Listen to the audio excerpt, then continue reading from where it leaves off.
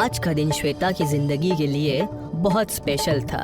आज उसके घर मेहंदी की रस्म चल रही थी। श्वेता अपने पैरों को आगे किए और हाथों को ऊपर उठाए पटली पर बैठी हुई थी।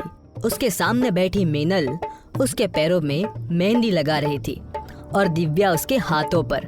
ओए इडियट, मेहंदी ऐसी लगनी चाहिए कि सब देखते रह जाएं, स्पेशली मेरे दूल्हे राजा। देखो, एक हाथ का तो हो गया। श्वेता खुश हुए अपने हाथ को चेहरे के करीब लाकर मेहंदी देखने लगी। वाह, कितना अलग डिजाइन लगाया है और खुशबू भी कितनी अच्छी आ रही है। उसने अपनी आंखें बंद कर ली थी। सबने देखा कि अचानक उसकी सांसें बहुत तेज तेज चलने लगी। Shweta, are you okay? Meenal ने कंधा पकड़कर उसे हिलाया। तभी श्वेता ने आंखें खोली। उसकी आंखों का रंग तेज पीला हो चुका था और चेहरे पर जलाल नजर आ रहा था। क्या हुआ? उसने मेहंदी का कोन लेकर मीनल के मुंह में ठूस दिया।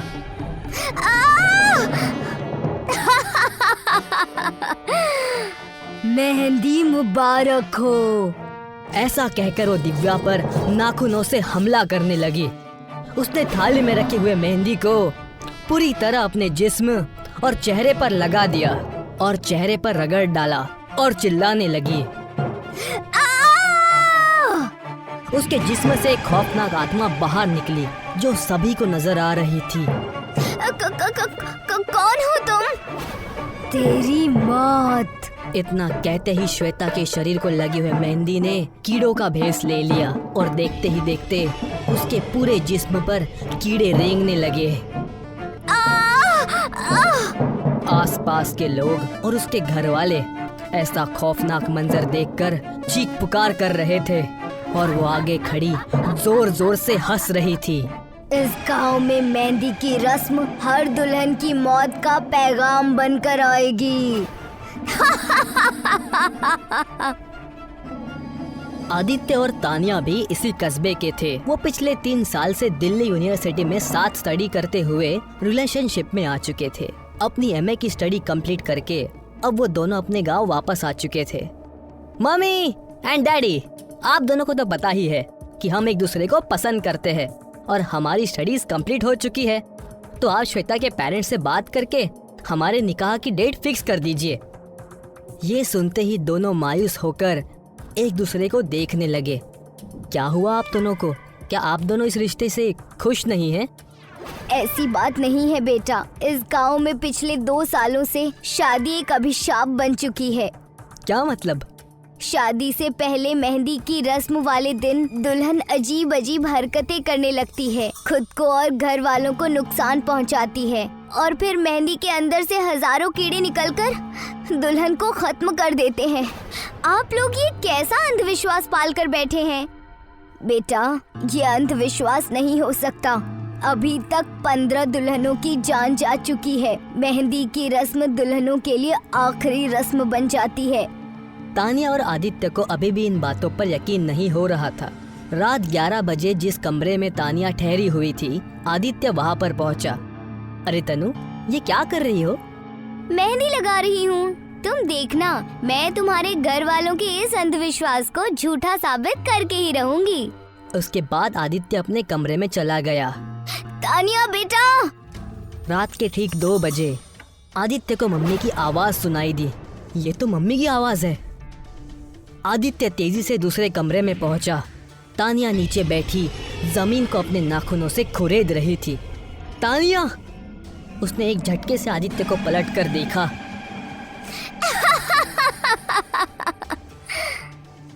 तभी आदित्य ने टेबल से पानी का जग उठाया और उसका हाथ जग के अंदर डाल दिया। तेज चीख के साथ तानिया के जिस्म से खातून निकलकर सबके सामने आ गई। अभी तो छोड़ रही हूँ, लेकिन अब मेहंदी लगाई तो फिर से वापस आऊंगी। ऐसा कहकर वो हवा में गायब हो गई। बेटा, मैंने कहा था ना कि इस गांव में शादी करना नहीं सही होगा। तुम अपनी शादी शहर जाकर ही कर लेना। हमारा निकाह तो हो जाएगा मम्मी, लेकिन इस कस्बे के बाकी लोगों का क्या? क्या उनके घरों में कभी घी के दिए नहीं जलेंगे? लेकिन तुमने देख तो लिया कि वो कितनी भयानक है। हम कर भी क्या सकते हैं? जो भी करेंगे मैं और तानिया मिलकर करेंगे। आप हमें बड़े मंदिर का रास्ता बता दीजिए। मम्मी से पता लेकर आदित्य और तानिया पुराने मंदिर पहुंचे। वहां उनकी मुलाकात तांत्रिक बाबा से हुई। उस आत्मा को खत्म करना लगभग नामुमकिन है, क्योंकि वो दुल्हन के जिस्म में घुसकर जब चाहे उससे बाहर निकल सकती है। लेकिन अगर वो किसी मरे हुए इंसान के जिस्म में चली जाए तो क्या वो उसका जिस्म आसानी से छोड़ सकती है? नहीं, मरे जिस्म में अगर वो चली जाए तो फिर उसके अंदर से बाहर नहीं निकल सकती। लेकिन वो ऐसा क्यों करेगी? ये सुनकर आदित्य ने तानिया की ओर देखा, जैसे ही आंखों में उसको कुछ समझाने की कोशिश कर रहा हो। वो दोनों घर पहुंचे और सबके सामने नॉर्मल बिहेव किया। माँ, हमें इसका सॉल्यूशन मिल गया है, अब आप बस मेहंदी के रस्म की तैयारी कीजिए। ये सुनकर उन दोनों को डर तो लगा था, लेकिन आदित्य की जिद के आगे उन दोनों को झुकना ही पड़ा। अगले दिन से मेहंदी की रस्म शुरू हो गई। रस्म शुरू होते ही सारे मेहमान भी आ गए थे। अब पूरे जोर शोर के साथ मेहंदी की रस्म शुरू हो गई। तानिया घूंघट ओढ़े बैठी थी, उसका चेहरा ढका हुआ था। पास में बैठी हुई एक लड़की उसके पैरों पर मेहंदी लगा रही थी। उस लड़की के चेहरे पर डर साफ नजर आ रहा था, जैसे कि उसे वहां जबरदस्ती बैठाया गया हो। तभी तेज तेज हवाएं चलने लगी और वही भयानक खातून सबके सामने खड़ी हुई। मैंने कहा था ना कि इस गांव में कोई शादी नहीं होगी। अब देखो मैं किस तरह तुम पर अपना कहर बरसाती हूँ। ऐसा कहकर वो कुर्सी पर बैठे तानिया के जिस्म में घुस गई। वो तेज तेज सांसें लेने लगी। घूंघट उड़कर एक तरफ गिर गया। उसकी आंखें लाल लाल चमकने लगी और चेहरा नीला पड़ चुका था, लेकिन वो तानिया नहीं थी। तभी दूसरे कमरे से तानिया निकलकर सामने आई और सभी हैरान रह गए। ये सब क्या है? तभी तांत्रिक मंत्र पढ़ते हुए घर के अंदर दाखिल हुए और उन्होंने आदित्य के साथ उसके हाथ पैर को कुर्सी से बांध दिया। बेवकूफों, तुमको लगता है कि इसको बांधने से तुम मुझे रोक सकते हो? मैं अभी इस जिस्म को छोड़कर तुम्हें मजा चखाती हूँ। ये क्या हो रहा है? मैं इस जिस्म से निकल क्यों नहीं पा रही हूँ? ये सब हमारी साजिश थी तुमको फंसाने के लिए। जिस जिस्म में तुम हो ये लड़की जिंदा नहीं है। इसकी मौत कल रात को हो चुकी थी। तुमने इसको दुल्हन समझकर इसके जिस्म में वास कर लिया, लेकिन अब तुम इसके जिस्म से बाहर नहीं आ सकती। नहीं! ऐसा कहकर उसने मेहंदी के तरफ देखा। मेहंदी से हजारों कीड़े निकले और आसपास जमा हुए लोगों को काटने लगे। आदित्य, जल्दी करो! तांत्रिकों के साथ मिलकर आदित्य उसको कुर्सी समेत उठाकर बाहर ले गया। तांत्रिक ने उसके चारों ओर एक गोल घेरा खींच दिया और उसका जादू घेरे से बाहर नहीं जा सकता था। मेहंदी वाले कीड़े अब खत्म होकर गायब हो गए थे। तूने मेहंदी को हमारे लिए श्राप बना दिया था, लेकिन अब हनुमान जी के चढ़ावे से उतरी हुई ये पवित्र मेहंदी ही तुझे खत्म करेगी। ऐसा कहकर बाबा ने मेहंदी लेकर उस पर फूंकी।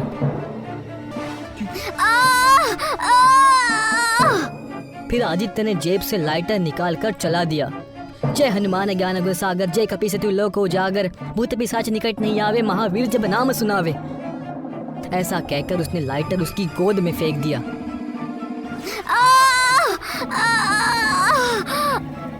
और वो खातून बुरी तरह जलने लगी। अगले ही दिन उन्होंने धूमधाम से मेहंदी की रस्म पूरी की और पूरा कस्बा मेहंदी वाली खातून के खौफ से आजाद हो गया। मनोहर का घर पुराने कब्रिस्तान के पीछे था। वो रोज उस कब्रिस्तान को पार करके ही अपने काम पर जाता था। मनोहर के घर की छत से वो कब्रिस्तान अच्छी तरह से दिखता था। मनोहर के 2 बच्चे थे और दोनों ही बहुत शैतान थे। बड़े बेटे का नाम रॉकी और छोटे बेटे का नाम विकी था। एक बार गर्मी की छुट्टियों में रॉकी और विकी की बहन सोनिया भी आई हुई थी। तीनों मिलकर रात के 12:30 बजे एक कमरे में ट्रूथ एंड डेयर खेल रहे थे। बोलो सोनिया, तुम ट्रूथ लोगी के डेयर? मैं अगर डेयर लूंगी तो तुम लोग मुझसे कुछ खतरनाक करने को तो नहीं कहोगे ना? अब वो हम कैसे बता सकते हैं, तुम कह कर देख लो। ठीक है, तो मैं डेयर लेती हूँ। ये हुई ना बात, तो जाओ छत पर घूम कर के आओ। और हाँ, छत पर जो फूल का पौधा है उससे तुम्हें फूल तोड़ कर लाना होगा, अभी हमें यकीन होगा कि तुम छत के ऊपर से आई हो। तुम्हारी छत से तो कब्रिस्तान दिखता है। नहीं, मैं नहीं जाऊंगी। नहीं नहीं नहीं नहीं नहीं नहीं नहीं, अब तो जाना ही पड़ेगा, वरना कल के रोज हम जो भी काम तुमसे कहेंगे वो तुम्हें करना पड़ेगा। बोलो, तुम्हें मंजूर है कि नहीं? इससे अच्छा तो मैं छत से कब्रिस्तान देखकर ही आ जाऊं। सोनिया छत पर जाती है। जैसे ही वो छत का दरवाजा खोलती है तो वो देखती है कि वहाँ बहुत सारे चमगादड़ उड़ रहे हैं। उसे वो फूल का पौधा दिखता है। जैसे ही वो उसकी तरफ बढ़ती है तो वैसे ही उसकी नजर कब्रिस्तान पर पड़ती है। कब्रिस्तान में एक बड़ा सा सूखा दरख्त होता है। वो देखती है उस दरख्त से एक सर कटी हुई लाश उल्टी लटक रही है। सोनिया के होश उड़ जाते हैं। वो चिल्लाने की कोशिश करती है पर चिल्ला नहीं पाती। वो वहीं पर बेहोश हो जाती है। फिर जब सोनिया बहुत देर तक छत से नहीं लौटती है तो रॉकी और विकी डर जाते हैं और वो छत पर जाकर देखते हैं तो पाते हैं कि सोनिया तो बेहोश पड़ी है। वो फौरन मनोहर को बुलाते हैं और सारी बात बताते हैं। तुम तीनों को ऐसा खेल खेलने की जरूरत क्या थी? और रॉकी, तुम्हें तो इत्तला है ना उस कब्रिस्तान के बारे में कैसी कैसी अफवाहें फैली हुई हैं। उसके बाद भी तुमने सोनिया को छत पर जाने के लिए क्यों कहा? सॉरी अब्बू, हमसे गलती हो गई, आगे से बिल्कुल ऐसा नहीं करेंगे। हाँ, अगली बार तुमने ऐसी गलती की तो मैं तुम्हें ले जाकर कब्रिस्तान में छोड़ आऊंगा। अच्छा सोनिया बेटी, तुम मुझे ये बताओ, आखिर तुमने देखा क्या था कि तुम वहाँ बेहोश हो गई? क्या तुम्हें चमगादड़ इतने डरावने लगते हैं? सोनिया सहमी हुई हालत में मनोहर को बताती है कि उसने क्या देखा। मनोहर उस कब्रिस्तान के बारे में ऐसी खबरें पहले भी सुन चुका था, इसलिए वो सोनिया को डांटता नहीं है और बच्चों को संभल कर रहने का मशवरा देता है।